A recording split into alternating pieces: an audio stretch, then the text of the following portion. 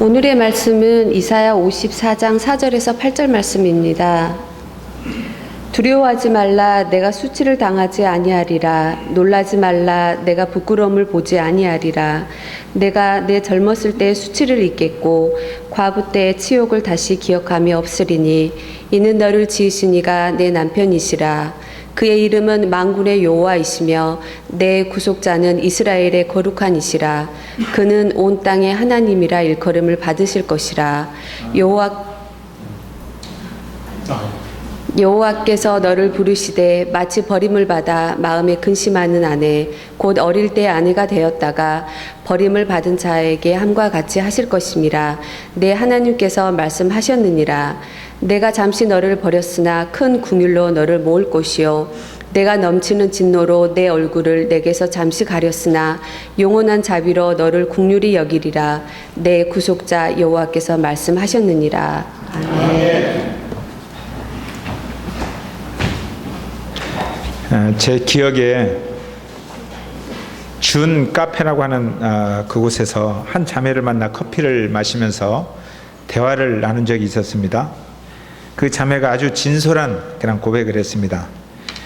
결혼할 한 남자를 위해서 2년째 변함없이 일편단심으로 기도해 오고 있습니다. 한 형제를 가슴에 품고 2년 이상 이렇게 변함없이 일편단심으로 기도하는 그 자매의 모습이 너무 아름답고 감동해서 그 자매의 손을 잡고 제가 그런 이야기를 했습니다. 나랑 결혼할까요? 그랬더니 그 자매가 그 이야기를 듣고 너무 감동을 받고 눈물을 줄줄 흘리더라고요. 그 이름이, 자매 이름이 김영순입니다.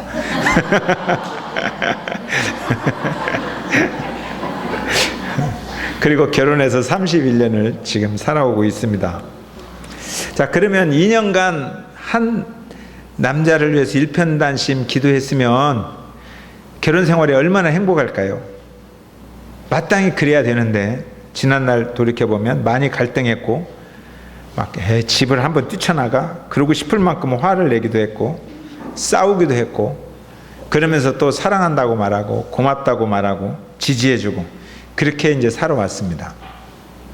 엊그제 인터넷 뉴스에 81세 되신 할아버지 이야기가 나왔어요. 근데 그분이 아내를 찾습니다 라는 광고를 하는 거예요. 아내를 잃어버린 거예요. 그래서 경찰서에 신고를 했습니다. 경찰이 이 사라졌다는 아내의 이름과 그런 어떤 정황들을 좀 알고 조회를 해봤어요. 그랬더니 그 사라졌다는 아내는 지난 5월 25일 두 달 되나요? 한 달 좀 더 됐는데 뇌질환으로 사망을 했고 이미 화장을 해서 장례를 다 치렀습니다. 할아버지가 극진히 간호하다가 돌아가셨는데 문제는 할아버지가 알츠하이머병 치매가 좀 있는 거예요. 그래서 죽었을 때 너무너무 슬퍼했는데 죽은 줄을 금방 잊어버리는 거예요. 가지고 아내를 찾아다니면서 경찰서에 와서 이야기합니다. 아내를 제발 좀 찾아주세요. 아내가 왜 이렇게 집을 떠나서 오랫동안 오지 않는지 내가 이해할 수가 없습니다. 뉴스에 나왔어요.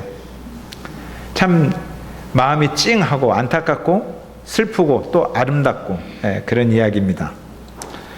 보통 이제 결혼할 때 뭐라고 그래요? 우리가 칭찬해 주면서 깨가 쏟아진다. 얼마나 깨 쏟았어? 기름 짰어? 뭐 그런 이야기로 우리가 결혼을 이야기하죠. 그런데 이제 결혼을 하려고 하는 사람은 깨 쏟을 생각을 하고 있지만 결혼 생활을 해온 사람들은 결혼 생활이 깨 쏟는 게 아니라 순탄하지 않다는 것만을 잘 알고 있습니다. 정말 힘들다. 실제로 갈등하고 싸우고 감정이 상하고 그리고 위기를 만날 때마다 휘청거리는 그런 상황을 여러 번 맞이합니다. 그래서 어떤 부부는 이러한 위기를 잘 극복하고 사랑을 성숙시켜온 부부도 있습니다. 그러나 어떤 부부는 이러한 싸움도 제대로 싸우지 못하고 병이나 어떤 사고로 남편이나 아내가 먼저 떠나고 혼자 살아오거나 아니면 또는 재혼해서 사는 분들도 있습니다. 또 어느 부분은 이렇게 싸우면서 살아오는데 마음속으로 저 원수 언제 죽나 늘 원수라고 생각하면서 나는 평생 원수하고 살아온다 이렇게 생각하며 사는 분들도 있고 또 어느 분들은 극복하지 못해서 중도에서 자초해서 헤어지는 아픔을 겪은 부부들도 있습니다. 우리 교회는 이런 모습들이 전부 다 공존하고 있습니다. 이런 모습을 다 경험하고 있는 분들이 여기에 계십니다. 부부를 돕는 학교에 가서 부부관계가 어떤가라고 질문하면서 이런 질문을 합니다. 다시 태어나면 지금의 남편과 지금의 아내와 결혼하시겠습니까? 라고 질문을 해요. 어때요, 여러분들? 고개를 흔드시는 분도 있고, 지금 남편이 보고 있으니까, 아내가 보고 있으니까 차마 고개는 흔들 수도 없고. 그런데 10%는 즉시 이렇게 대답합니다. 예, 다시 태어나도 지금 남편과 지금 아내와 결혼하겠습니다 라고 말합니다. 그런데 좀 생각해 봐야겠는데요, 이렇게 말하는 분이 20%입니다. 그리고 70%는 즉시 대답합니다. 골비였나요?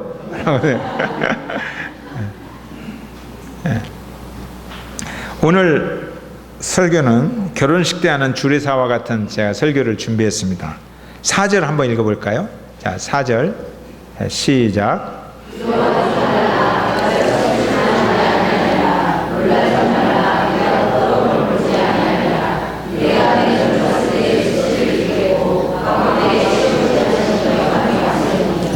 두려워하지 말라, 내가 수치를 당하지 아니하리라. 누구에게 하는 이야기일까요? 두려워하는 사람에게, 수치를 이미 겪고 있는 사람에게 하는 이야기입니다. 수치를 당하여서 두렵고 떨리는 마음으로 살아가는 사람들에게, 내가 젊었을 때 수치를 잊겠고 과부 때의 치욕을 다시 기억함이 없으리니, 어떠한 이유로 한번 결혼했는데 젊었을 때 어떤 수치가 있어서 과부가 되었다 이거예요. 지금이야 혼자 살아도 누가 뭐라고 합니까? 근데 옛날에는 이 시대는 혼자 살면 정말 수치스러운 거죠. 치욕스러운 기억 때문에 수치심으로 두려워하는 사람들에게 주는 메시지, 이러한 비슷한 메시지가 요한복음에 있습니다. 요한복음에서 한 여자가 간음하다가 현장에서 끌려오게 됩니다. 근데 남자는 안 끌려오고 여자만 끌려와요. 옛날이나 지금이나 항상 사회적인 약자가 먼저 고통을 당합니다. 남자는 어디 갔는지 몰라요. 빼돌렸는지 도망갔는지 모르겠는데 하여튼 여자만 끌려옵니다.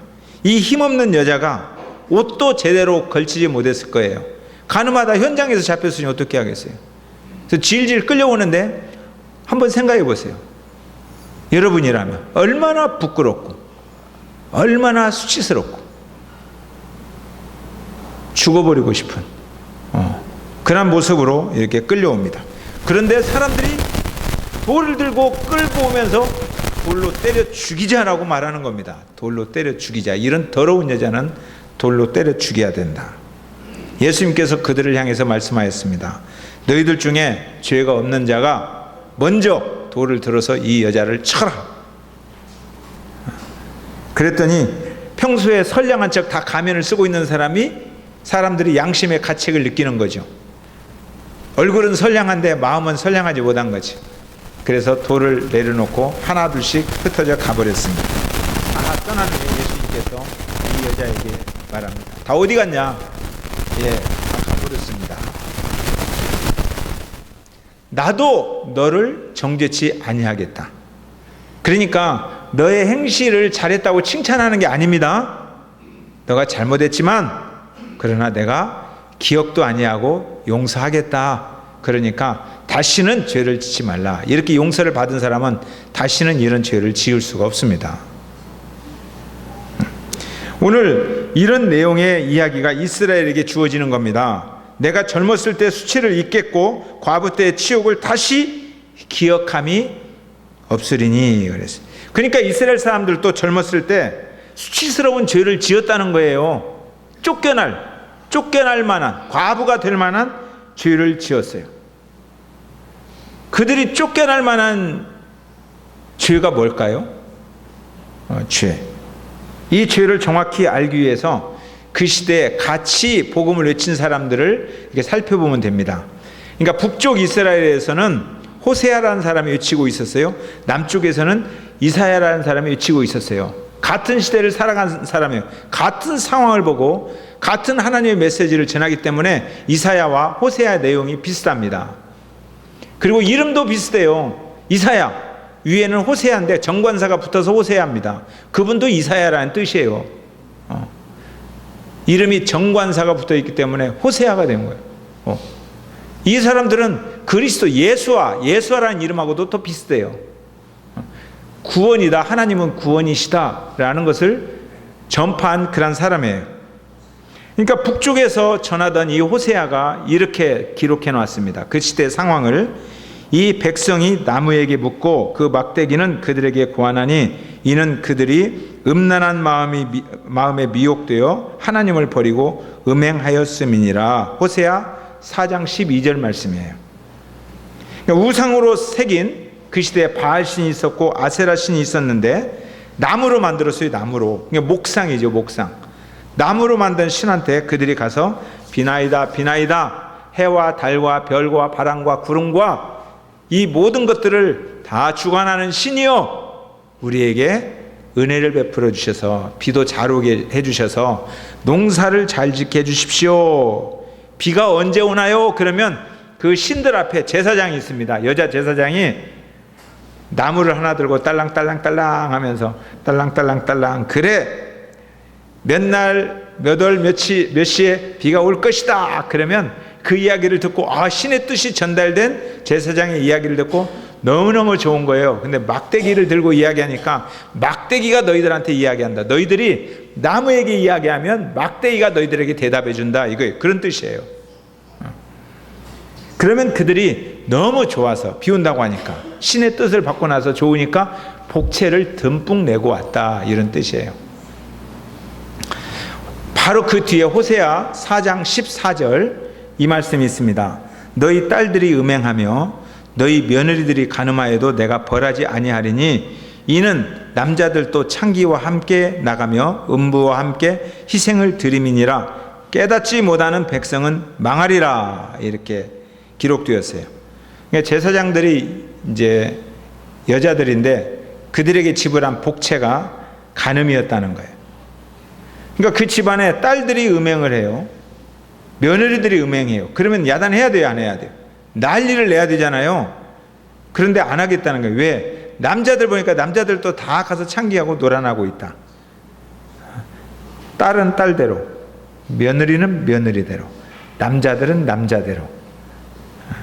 바람난 가족. 그런 영화 있죠. 바람난 가족. 다 바람났어.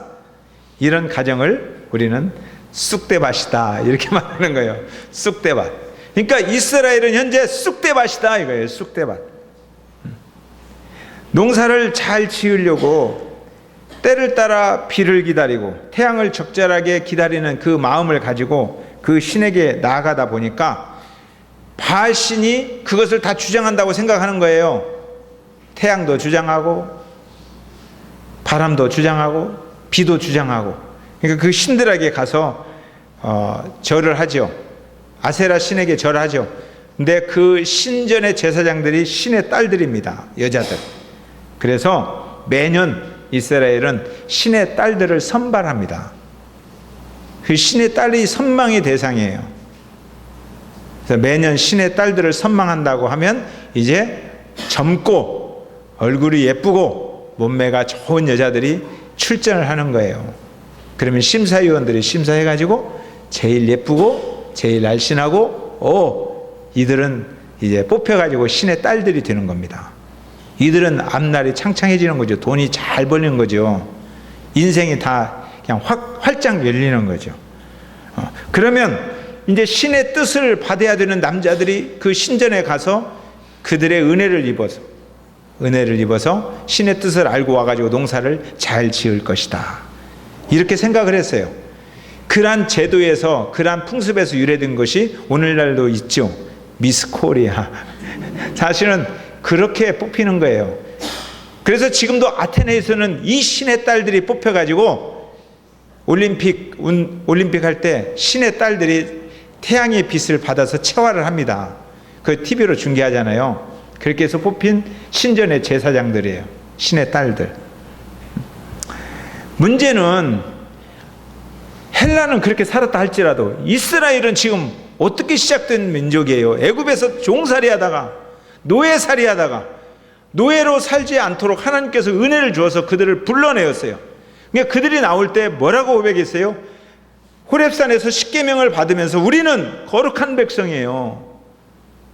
거룩하다, 저들하고 다르다는 거예요. 그러니까 하나님만 바라보며 하나님의 말씀을 지키며 그렇게 살겠다, 이렇게 약속을 했는데, 이들이 와서 가나안 땅 보니까 자기들보다 가나안 사람이 더 부자예요. 부자로 사는 방법이 뭘까? 번영할 수 있는 방법이 뭘까? 자기들은 목축업인데 그들은 농사를 짓는데 농사 짓는 사람이 더 부자요. 그래서 그들에게 부자 되는 법을 배우는 거예요.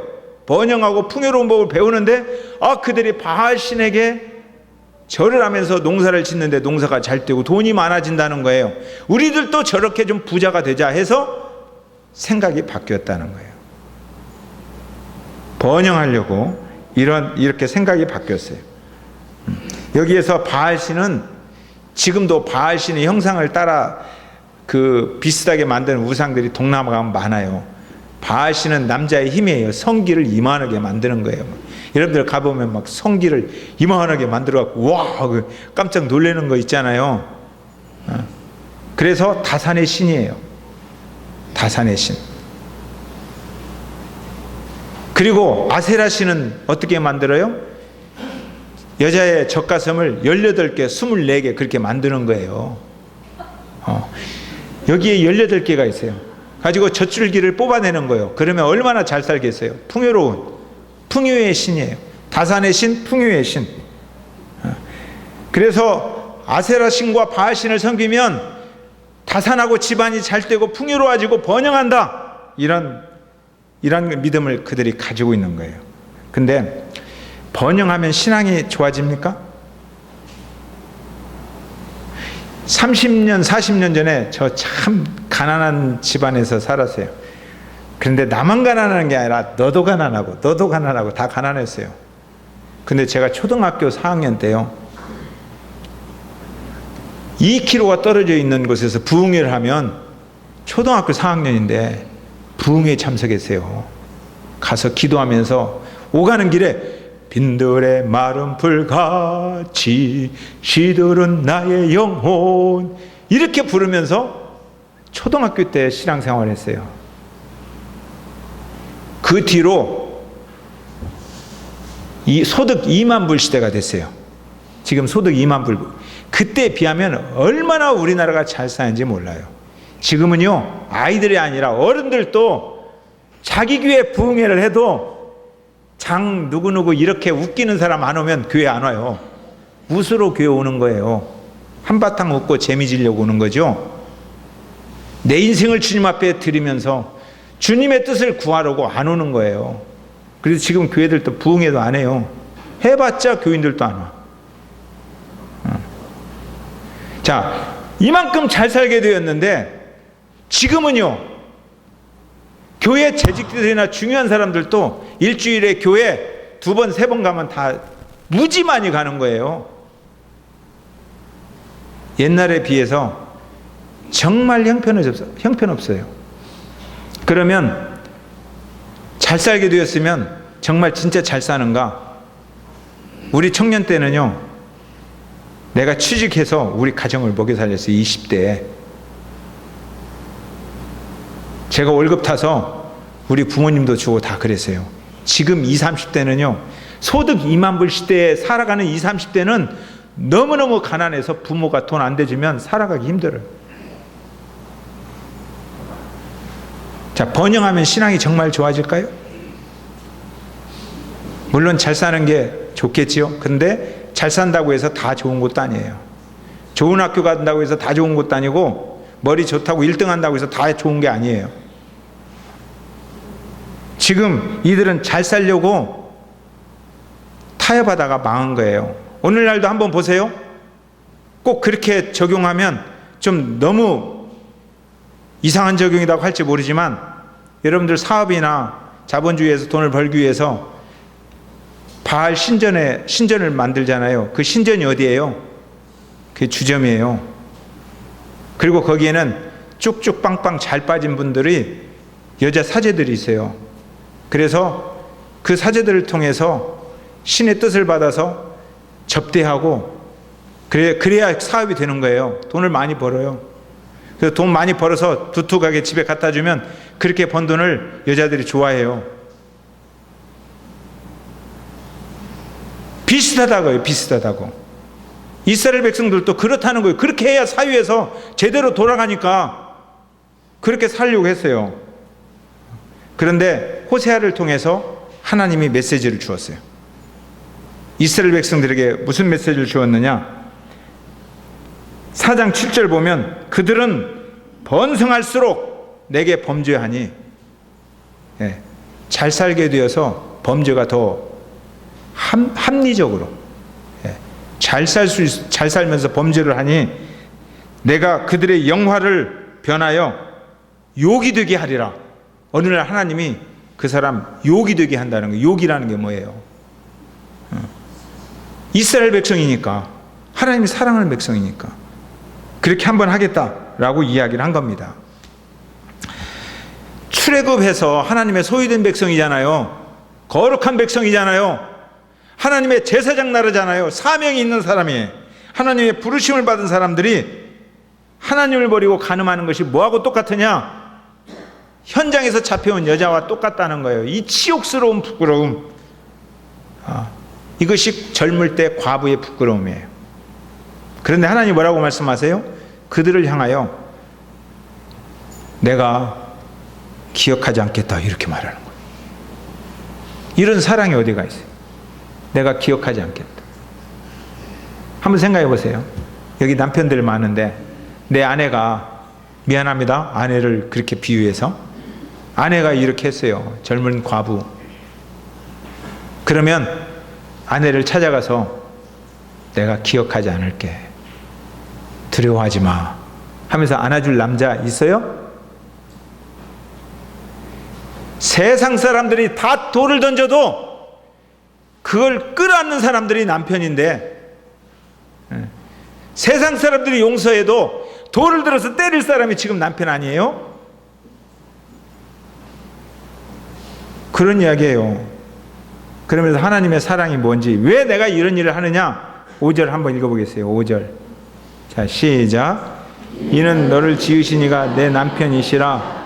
그는 만군의 여호와, 그는 온 땅의 하나님이라 일컬음을 받으실 것이라. 대답은 간단해요. 내가 너의 남편이니까. 내가 남편이니까. 그러니까 세상하고는 완전히 달라요. 세상은 아까 이야기했지만 모두가 돌을 안 던져도 자기가 돌을 들어서 아내를 때려요. 못 견디고. 그런데 하나님은 모두가 돌을 던져도 그 돌을 막으면서 지켜줘요. 그러면서 이유가 뭐냐? 남편이니까. 남편은 이렇게 하는 것이다 라고 가르쳐 주는 거예요. 이 남편이다.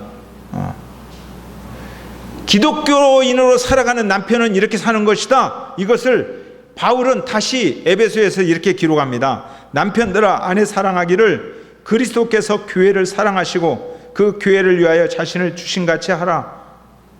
남편들은 이렇게 사는 것이다 라고 그런 거예요. 남편들이 얼마나 당황스럽습니까? 지금 이야기를 들으면서. 여러분들 당황스럽지 않습니까? 괜찮습니까? 아내를 사랑하기가 쉽습니까? 누가 사랑을 아름답다 했는가? 차라리 나를 잠들게 하라. 누가 그랬어요? 조영길이가 그랬어요. 누가 사랑을 아름답다 했는가? 참 조영길이가 성경적인 안목이 있어요. 누가 사랑을 로맨틱하다고 하고, 누가 사랑을 깨쏟아진다고 하고, 누가 사랑을 꿀맛 같다고 했어요? 사랑을 모르는 사람들이 그런 이야기를 했어요. 근데 성경은 그런 이야기를 안 해요. 그러면 성경은 우리를 굉장히 당황스럽게 하는 거예요. 사랑이 뭡니까? 그러니까 처음부터 바로 시작하면서 고린도전서 13장에서 사랑은 오래 참는 것이다 이렇게 시작해요. 로맨틱한 것이다 이렇게 안 해요. 오래 참는 것이다. 오래 참는 것이 쉽습니까? 김은옥 지사님, 욱 하는 거 참기가 쉽습니까? 사랑은 온유합니다. 온유하다는 말은 욱 해야 될 때 욱 하지 않고 친절하게 대한다라는 게 사랑이에요. 사랑은 무례히 행치 아니하며,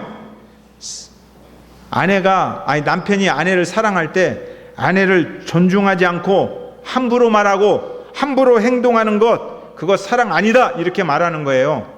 아내를 존중하고 함부로 대하지 말라 이거예요. 특히 아내에게 손찌검하는 그런 남자는 더 이상 그 아내와 살 자격이 없는 사람입니다. 이건 중요합니다. 어르신들 중에 옛날에 손찌검 한 번씩 하신 분들 손 한번 들어보세요. 있지요? 예, 회개하세요. 정말 회개해야 돼요. 그러면 안 되는 거예요. 저는 상담합니다. 상담할 때 손찌검하는 이야기를 듣잖아요. 그러면 제가 목사임에도 불구하고 즉시 당신은 별거하세요. 딱 그래요. 이혼하라는 말 아니에요. 별거하고 경찰한테 보호 요청하고 신고하세요. 그럼 그렇게 해야 됩니다. 아내를 손찌검하는 이런 것은 범죄입니다. 범죄. 혹시 여러분들 중에서 그런 분이 있다면 오늘 회개하셔야 됩니다. 다시는 그런 일이 없어야 됩니다. 무릎 ቁ꿇고 아내 앞에 회개해야 돼요. 용서해달라고. 옛날에 그러신 분들, 어르신들 오늘 회개해요? 안 물어볼 테니까 옛날에 내가 왜 그 짓을 했나, 이건 손목을 잘라도 내가 할 말이 없는 그런 짓이구나, 이러시면 되는 거예요. 사랑은 자기와의 싸움입니다. 사랑은 희생하는 겁니다. 사랑은 고통이고 아픔입니다. 누가 십자가를 보면서 예수님이 십자가에 못 박혀 돌아가시는데 이야 아름답다 그러십니까? 아니면 너무너무 아프고 고통스럽다 그렇습니까? 사랑은 고통스러운 거예요. 아픈 거예요. 오래 참지 않고 아프지 않은 사랑, 그건 사랑이 아닌 거예요. 그래서 그런 사랑을 풋사랑이라고 하는 거예요. 진짜 사랑은 아픈 사랑입니다. 이 아픔이 있어야 가정이 하나가 되는 거예요. 이 아픔이 있어야 교회가 하나 되는 거예요. 그리고 이 아픔이 있어야 서로 간에 먹여주고 재워주고 필요를 채워주고 섬기면서 원망하지 않는 거예요. 이 십자가에 아픔이 없으면 내가 좀 섬기다가 성질내는 거예요. 하나님이 여자를 만들었잖아요. 그죠? 그러니까 여자를 누가 가장 잘 알아요? 하나님이 잘 알아요. 그러니까 하나님께서 말씀을 주실 때 여자를 사랑하라고 그랬어요. 왜요? 여자는 사랑을 받아야 하는 존재예요.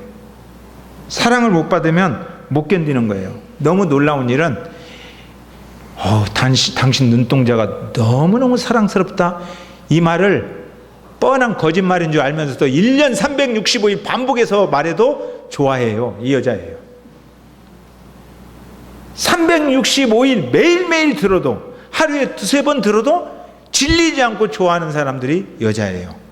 이것을 하나님 아세요. 그러니까 사랑하라 그랬어요. 저도 아침에 일어나 보면 저희 아내가 자다 일어나니까 머리가 헝클어져서 푸들강아지 같을 때가 있어요. 그러면 아이고 푸들강아지 그렇게 말하지 않고, 그래도 제가 사랑해 여보 오늘 또 힘내 그래요. 그러면 다른 말 할 때는 잠정신에 못 들을 때도 있는데 그 말은 들어요. 그래서 자다가도 웃어. 여자는 사랑을 받고 싶어서 그냥 굶주린 사람들이구나, 이렇게 생각하면 됩니다. 그러니까 부부관계가 힘들어 하잖아요. 요새 남편들이 왜 이렇게 아내가 좀 문제가 있을까라고 생각되는 남편들은 자기를 돌이켜보세요. 아내에게 사랑에 관심이 적은 거예요. 아내가 지금 아픈가? 아내가 우울한가? 아내가 힘든가? 이런데 조그만 관심을 가져주면 행복이 넝쿨채 굴러 들어옵니다. 남편들 아멘? 오늘 교회 괜히 왔나 보다. 왜 이렇게 목사님들이 남편한테. 그런데 남자는 좀 달라요. 남자는 아내가 여보 사랑해 그래도 별로 그게 감동이 안 돼요. 그냥 시큰둥할 때가 많아요. 저도 뭐 사랑해 이 말보다는 어떤 말이 더 좋은지 아세요? 제 아내가 여보 오늘 설교 당신 너무너무 짱이야, 당신 최고야 하면서 엄지손가락 한번 탁 들어주면 사랑한다는 말보다 이 말이 더 좋은 거예요. 왜냐하면 남자는 인정받고 싶은 욕구가 있어요. 하나님이 너무너무 잘 알아요. 남자들은 인정을 받아야 돼요. 자존심을 여자들이 남자의 자존심, 자존감을 세워줘야 돼요. 그러니까 하나님께서 뭐라고 하셨어요? 아내들이여 자기 남편에게 복종하기를 죽게 하듯 하라. 자기 남편을 주님같이 좀 알아라 이거예요. 당신이 최고다. 이렇게 좀 대해주라는 거예요. 그래야 남편 자존감이 살아나야 남편들이 행복하게 열심히 살아가죠. 남편의 자존감을 세워주지 못하는 아내와 살기가 얼마나 힘든지 아십니까? 잠언은 그런 여자하고 사느니 광야에서 혼자 사는 게 낫다 이랬어요. 자존감을 짓밟은 아내한테 어떻게 같이 살겠어요? 아내가 갑자기 당신 도대체 잘하는 것이 뭐야? 이렇게 물어요. 이런 여자하고 어떻게 살겠어요? 애기를 혼내면서 네 애비 닮아가지고 잘하는 게 한 개도 없다. 이런 여자하고 살기가 보통 힘든 게 아니에요. 남자는 인정을 받아야 돼요. 누가 뭐라고 해도 당신은 우리 집안의 가장이고 우리를 책임지고 나의 자랑이고 당신은 중요한 사람이야. 이렇게 인정을 받아야 돼요. 남자는 인정받고 싶어서 굶주려 있는 사람들입니다. 그러니까 아내들이요 남편에게 박수 좀 쳐주세요. 아멘? 박수 쳐준다고 손바닥 달지도 않잖아요. 근데 왜 박수 못 쳐주는 거예요? 집에 가서 쳐줘요. 집에 가서. 집에 가서. 아내들 남편을 인정합시다. 자, 이런 관점에서 오늘 하나님이 말씀하시는 거예요. 내가 너의 남편이다. 그러면 하나님이 여기서 어떤 사람들은 문자적으로 해석해요. 하나님이 남자구나 이 말 하려고 너의 남편이다 그랬겠어요? 이런 뜻이 아니에요. 하나님도 인정받고 싶다는 거예요. 너희들에게 내가 인정받고 싶다. 너네들이 왜 바알신과 아세라신을 섬기면서 나를 무시하느냐? 무시하면 나도 못 사는 거예요. 남편 무시하면 가정이 힘들고 남편들이 못 살듯이 무시하지 말라는 거예요. 나도 하나님으로서 인정하라. 하나님으로서 인정하라. 이런 이야기예요. 내가 너의 남편이다. 그 이름만 불러도 하나님은 기뻐하시는 분이에요. 하나님 우리 아버지요. 그 이름만 불러도 하나님이 감격하시는 분이에요. 그러니까 기도할 때 어떻게 시작해요? 하나님 우리 아버지요. 이렇게 부르고 시작하라고 예수님이 가르쳐 줬잖아요.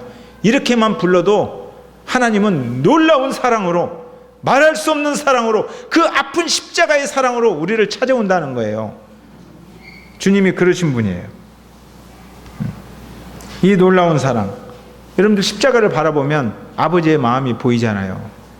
너무나 십자가를 많이 바라봐서 무디어졌습니까? 십자가를 바라보면 주님의 사랑이 파도처럼 내 안에 밀려오고 또 밀려오고 밀려오고 그 파도가 끝납니까? 주님의 십자가를 우리들이 몇십 년 전 예수님 믿을 때부터 지금까지 주님의 십자가 생각하면 지금도 변함없이 사랑이 밀려오고 앞으로도 이 사랑을 생각하면 십자가 그 놀라운 사랑 내가 찬양하고 십자가의 그 능력 찬양하고 이렇게 우리가 살아야 되잖아요. 아멘? 여기에 하나님의 남편으로서의 사랑이 있다는 거예요. 그래서 내가 남편이다. 이것이 우리를 끌어안는 최상의 메시지예요. 이것이 오늘 남편들이 살아갈 삶의 태도예요. 모든 사람이 돌을 들어도 남편은 끌어안는 거예요. 그분이 예수님이에요. 다른 사람이 돌도 안 드는데 날마다 돌 들어가지고 아내한테 돌 던지는 그런 일 하지 맙시다. 자, 6절 한번 읽어봅시다. 6절. 자, 시작. 여호와께서 너를 부르시되 마치 바람이